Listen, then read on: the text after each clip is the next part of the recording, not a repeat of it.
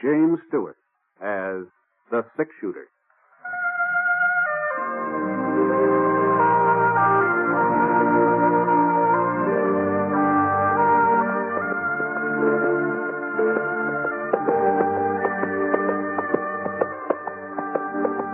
The man in the saddle is angular and long-legged. His skin is sun-dyed brown. The gun in his holster is gray steel and rainbow mother of pearl, its handle unmarked. People call them both the six-shooter. Coleman, America's leader in modern automatic home heating equipment, and the National Broadcasting Company present James Stewart as the six-shooter, a transcribed series of dramas based on the life of Britt Ponset, the Texas plainsman who wandered through the Western Territories, leaving behind a trail of still-remembered legends. Now, in just a moment, immediately following this important announcement, you'll hear Act One of The Six-Shooter. In a few years, our public schools will be as behind the times as the Little Red Schoolhouse. And it's estimated that by 1956, there will be some 7 million more children in elementary schools than there are now. More equipment will be needed. And above all, more elementary school teachers. To help assure your child a proper education, join and work with local groups and school boards. And for free information about how people in other communities are improving their schools, write to this address.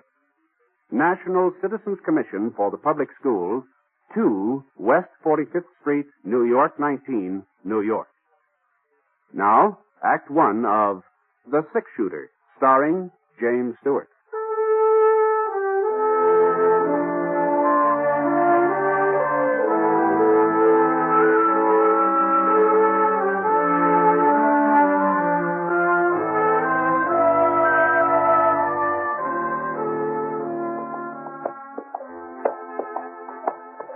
It was hot that afternoon. A low, crawling kind of heat that seemed to be following us as we rode along. The sun hadn't come out in the morning, but about noon it pushed through the clouds. Boy, it was hot. By 4 o'clock, when it should have been cooling off, it just seemed hotter than ever. We still had about 15 miles to go before we'd hit Lead Creek. That was where I figured on getting a job helping lay track on that new spur line to Salt Lake City. I nudged Scar on the flank, and we headed down a little gully. His ears pricked up, and he jerked his head. I wasn't sure whether he'd heard something or just sensed it. You know, with a horse, it's pretty hard to tell where hearing leads off and sensing begins. What's the matter, boy? Hey. And then I heard it, too. I wheeled Scar off the trail. Went about 20 yards before I saw him. He was lying in the shade of a yellow boulder in a clump of mesquite. A young fella, just lying there. He looked comfortable and relaxed like he was taking a siesta. But he couldn't have been enjoying himself too much, not with a big red stain like that across the front of his shirt.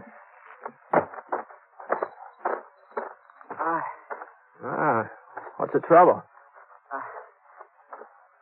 I had a little accident. Yeah, it looks that way. What happened? My horse threw me a couple hours ago. Must have landed on my gun. It went off. See, you haven't got any water, have you? Sure,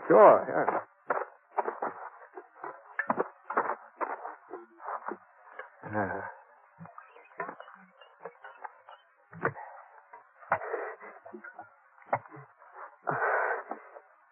Thanks.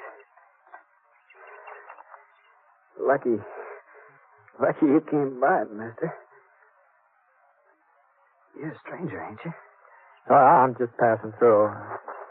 Yeah, I'm not much of a doc. Maybe I can fix a bandage for you for the time being. I already fixed one. Just my shirt tail. Don't seem to be doing much good. Oh, yeah, let me see if I can tighten it. Hold on now. You think you can ride?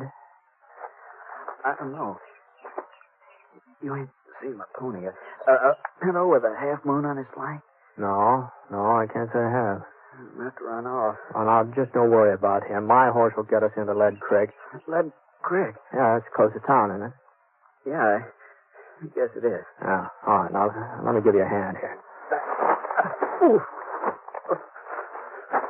It ain't no use, mister. No, you gotta try. Now, just lean your weight on me. I'll never make it. Okay. That's it. There's a cabin past a mile or so west. I might be able to ride that far. Oh, that'd be better than staying here. Yeah. Now, I'm gonna lift your feet up. Now, that'll hurt plenty. But once you're in the saddle, you'll be all right. Now, here we go. There we are. Now, take it real slow. I'll walk alongside. There you are. Was it west, you said, huh? Yeah.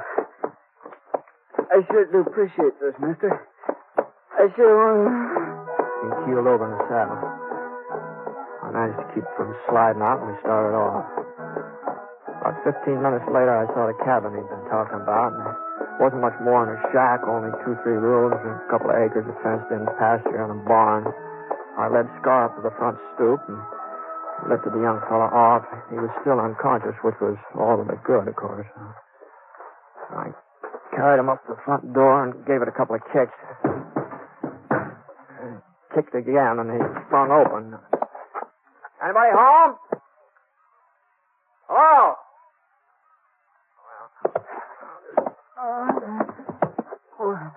Yeah, now you just lay there. I'll try and get some rest. I'll look around. Where?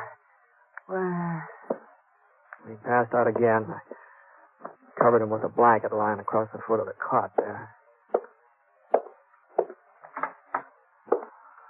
Supper was on the kitchen stove.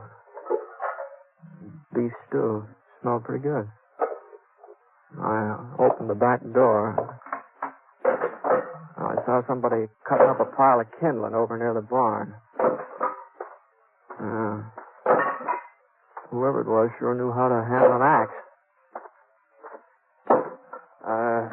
Where'd you come from? No, I'm sorry if I frightened you, ma'am. I knocked on the front door, but I guess you couldn't hear me, huh? I ain't got no handout for tramp. Go on, get out. Well, I'm not exactly a tramp, ma'am, although I'm not blaming you for thinking it. I've been riding for quite a spell. Well, what do you want? I ran across a fellow a little while ago in a gully just east of here. He'd been shot up. Shot?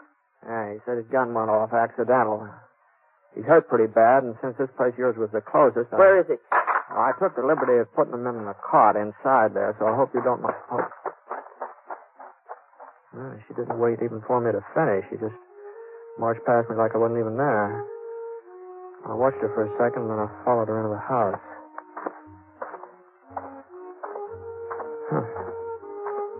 I never run into a woman exactly like her before. At first, I thought she was a man. You know, the pants, the checkered shirt she was wearing, and the way she chopped up kindling, they fooled me. She walked like a man, too. Stiff, square-shouldered. But her eyes, they were a woman's eyes, all right. Kind of soft and young and frightened. Yeah. The rest of her had been pretty as her eyes. She'd been a real fine-looking girl.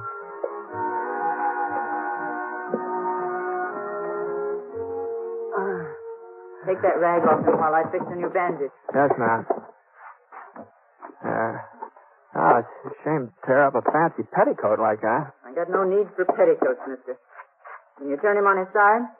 That's better. Now, if I can just get the bleeding to stop. You know him, ma'am? No. Why should I? Oh, I just thought since he was in your neighborhood. Lots of folks pass by here. That don't mean I know him. I don't know you neither. Oh, sorry. My name's Ponsett. Britt Ponsett. Ponsett. I've heard of you somewhere, haven't I? No, not likely. This is the first time I've been around Lead Creek here. Got a pocket knife? Yeah. Thanks.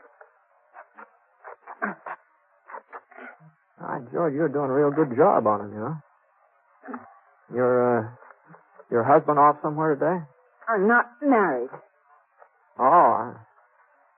It must get kind of lonely out here all by yourself, doesn't it?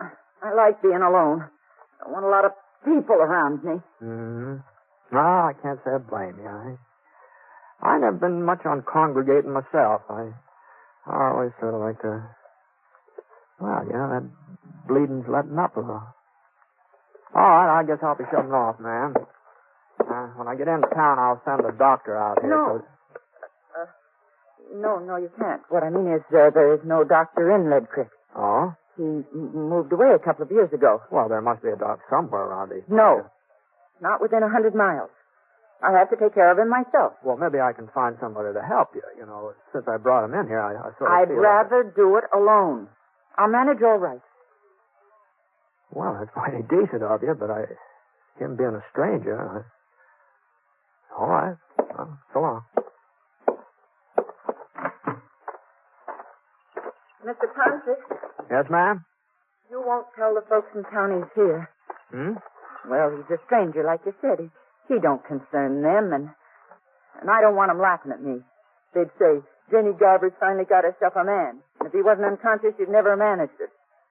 So, you won't tell 'em, will you? Well, I don't suppose anybody will ask me about it. Easy, boy. Easy. What are you looking at? Oh, I was just noticing those horses over in the pasture there. Those both yours? Yes, they are. Why?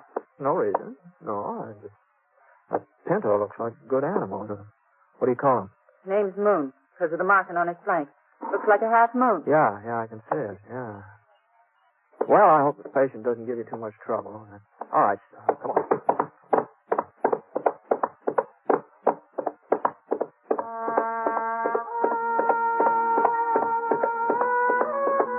The sun went down, but it didn't cool off much.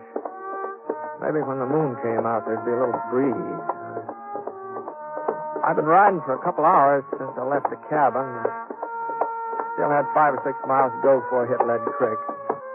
We were coming through a narrow canyon when I heard a little rustling sound. First, I thought maybe it was that breeze I'd been waiting for. The next thing I knew, I was behind a rock. I wasn't quite sure how I got there. I guess my legs sort of took over without me having to tell them what to do. You ain't got a chance, Ned. We're all around you. Come out from behind those rocks and keep your hands up. Well, I'd be glad to oblige, but I ain't Ned. Whoever he is. Hold it a minute, Sheriff. Oh. Well, looks like they made a little mistake, boys. You all right, mister? No serious damage, I guess. Well, sorry to bother you, but what are you doing out here anyway? Well, I was heading for town. I heard there might be some work on the new railroad. Thought I might sign up for a spell. Well, I guess they can always use another man.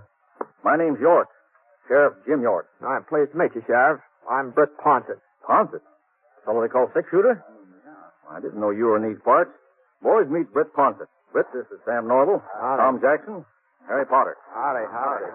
Britt's the man who brought in the Phoenix Kid. Kid had the drop on him, too, but he never got a chance to pull a trigger. At least, that's the way folks tell it. Yeah, well, between the doing and the telling, there's apt to be some exaggeration. Well, anyway, I'm sure glad we run into you tonight. That 6-gun of yours may come in handy. Oh? Yeah, we're looking for Ned Landy.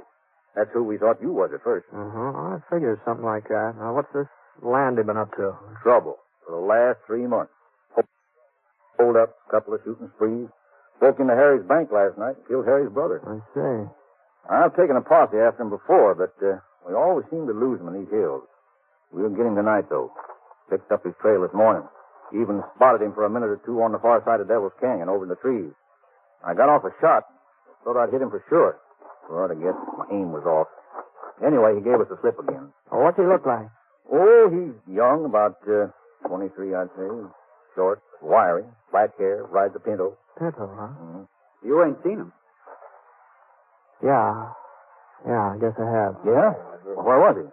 I left him at a cabin about 9 miles back.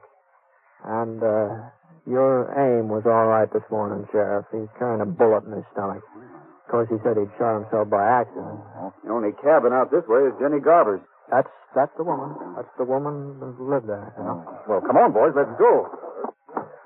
Ain't you coming too, Britt?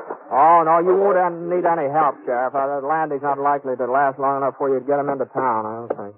Well, we'll get him in all right. Doc will see to that. The doc? What? But I understood there wasn't any... Sam, here's the doctor. See, That's what he's been claiming for the past 20 years. Yes, just wait a minute, Sheriff. Just hold on. You know, I've changed my mind. I think maybe I will ride up there with you.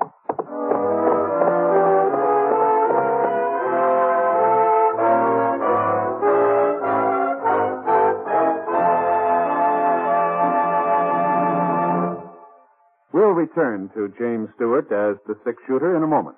First, a word from Coleman, America's leader in modern automatic home heating equipment.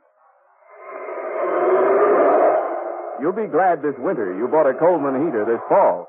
Yes, as you sit back in your easy chair, snug and comfortable, you'll be glad you bought a Coleman heater. You'll enjoy floor-to-ceiling warmth in those rooms you could never heat before. Get your Coleman oil or gas heater now during Coleman's big bonus sale. Here's what you get. First bonus, a new low price. Yes, now you can get a dependable Coleman automatic heater at a new low price. Second bonus, a new low operating cost. Coleman saves you up to 25% on heating bills because Coleman gives you maximum heat from your fuel. Third bonus, a 32-piece set of Libby's Safe Edge glassware worth $14. It's free with your new Coleman heater. Get 3 big bonuses. Get your Coleman oil or gas heater now during Coleman's big bonus sale. This sale is for a limited time only. So see your Coleman dealer tomorrow. You'll find his name and address in your telephone directory.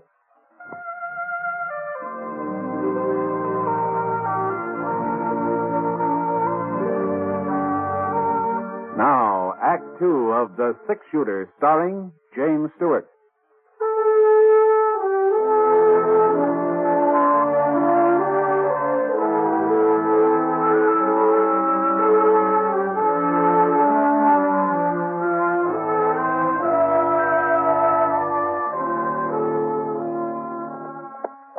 About an hour and a half after I met up with the sheriff, we came to a little stream trickling down the hill just off the trail. I'd missed it when I passed by before.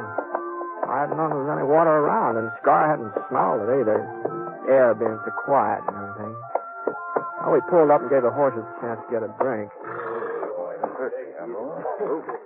Well, I guess there ain't no rush. And that's as bad off as you say. Yeah.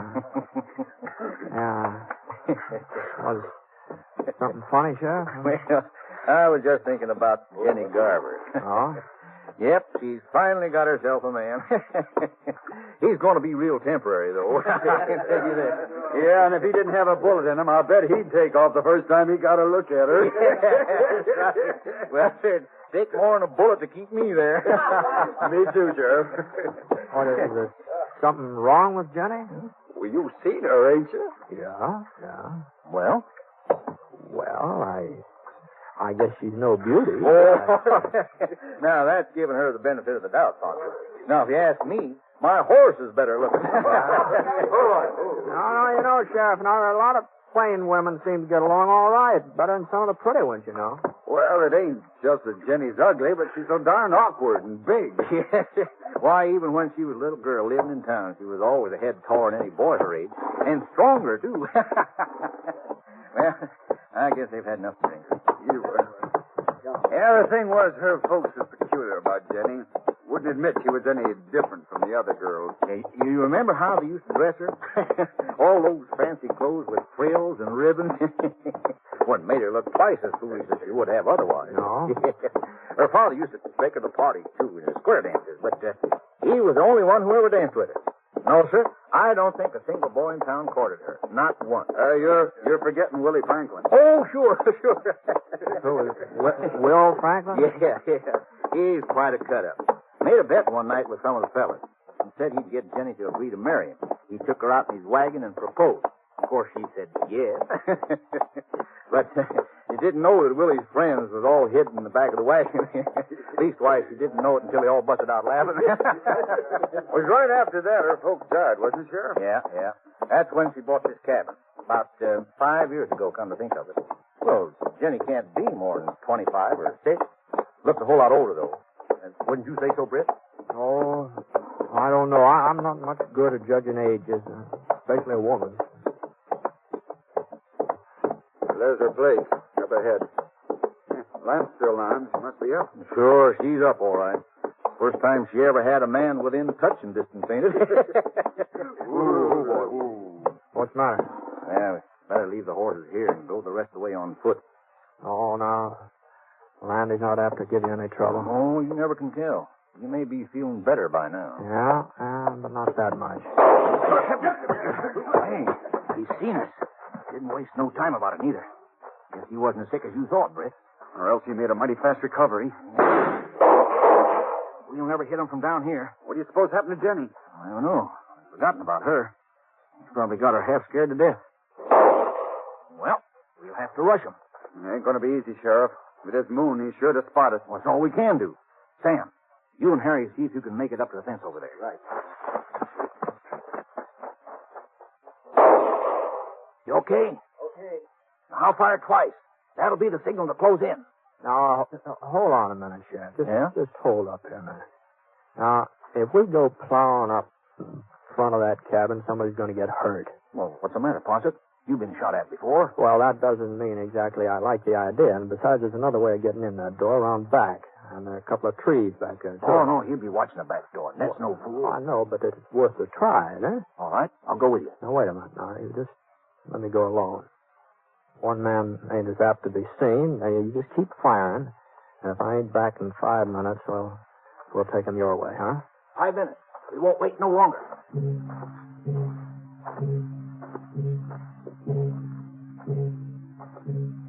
I hunched down low and I started circling toward the rear of the cabin. And there wasn't much cover, just rocks, a couple of scrub pines. Anyway, nobody was shooting at me yet. So far, nobody'd seen me. I come up along the side of the barn, and the back door was just ahead now. I still had about 20 yards to go. I ran forward, and my foot caught. I tripped over some of the kindling Jenny had stacked up there in the afternoon. I lay quiet for a minute. I just waited. It sounded to me like I'd made enough noise so they could hear it clear down Lead Creek. No, shooting wasn't in my direction. So I got up on my knees and I raced for the cabin. I opened up the door. I kept on going. And when I got into the living room, I saw I'd figured right. That was on the cot, just where I'd left him. Hadn't moved. It was Jenny who was doing the firing. She swung around. She pointed the revolver at me. Her eyes weren't soft, not anymore. You told him. You brought him here. I had to, Jenny. I would have taken him away as soon as he was well enough. Why couldn't you let us alone? That killed a man last night, I Jenny. don't care. I don't care what he does. As long as he needs me, I'll stand by him and help him. He needed a hideout, didn't he? He must have been staying here for some time, or his pony wouldn't have had enough sense to come back here with his own accord. They're going to start closing in, Jenny. You're not going to take him away from me. I won't let you. Ned likes me. He told me he likes me. And he's the first person who ever did. Give me your gun, Jenny. Even if it isn't true. Even if he didn't really mean it. He doesn't laugh at me like the others. He doesn't mind my looks. But he said I'd be an old maid. Even my mother said it. But I won't. Not now. Ned'll take me with it. He'll marry me. I know he will. Jenny, listen to me. Don't you understand? I can't let you take him away. No matter what. Not even if I have to. Now, killing me won't help in that. It's the only way I can keep him. I've got to stop you somehow. You and the others out there. Now, there's no way you can keep him, Jenny.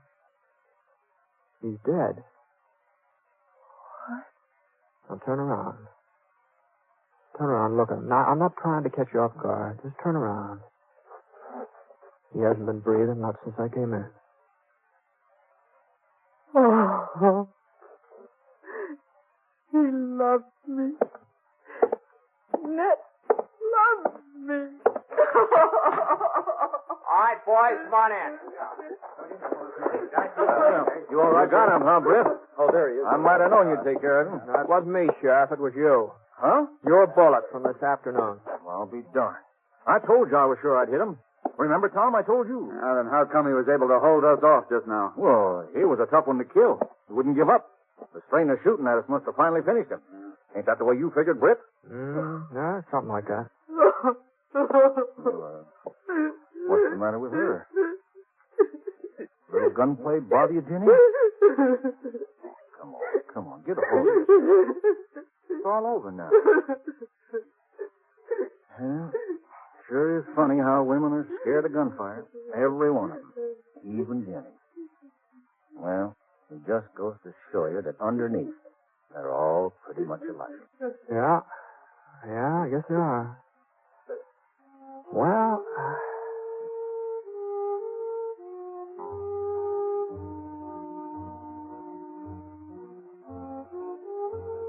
Ned was buried the next day, and there was one bunch of flowers at the funeral, wild daisies. Folks just couldn't figure out who sent them. And, they tell me that it was right about then that Jenny Garver started acting different. Oh, I don't mean she got pretty or anything like that, but she did seem more confident. She just seemed a little more sure of herself. People said if they didn't know better, they'd swear that a man had something to do with the way she changed, but of course they all knew better.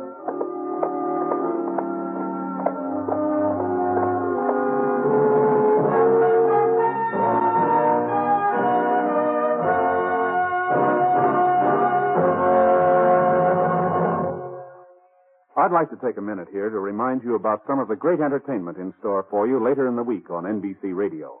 Next Friday night marks the fall return to the air of both the Bob Hope Show and the Phil Harris Alice Faye Show.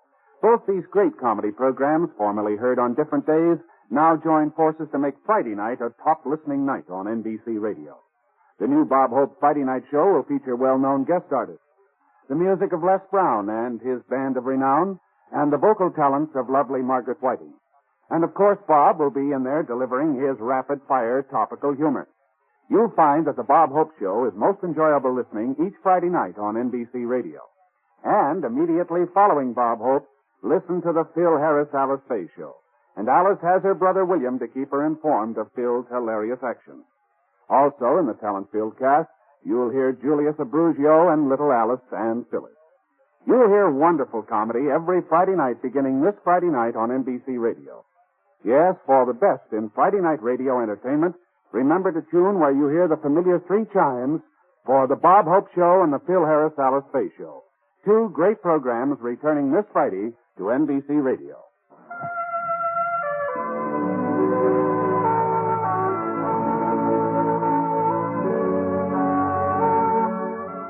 Coleman, America's leader in modern automatic home heating equipment, and the National Broadcasting Company have presented James Stewart as the Six-Shooter. Mr. Stewart may currently be seen in the Universal International picture Thunder Bay. The Six-Shooter is an NBC Radio Network production in association with Review Productions. It is based on a character created by Frank Burt, and today's transcribed story was written by him. Special music was by Basil Adlam, and heard in the cast were D.J. Thompson, Jeff Kirkpatrick, George Neese, and Harry Bartell. The entire production is under the direction of Jack Johnstone. All characters and incidents were fictitious, and any resemblance to actual characters or incidents is purely coincidental. Hal Gibney speaking.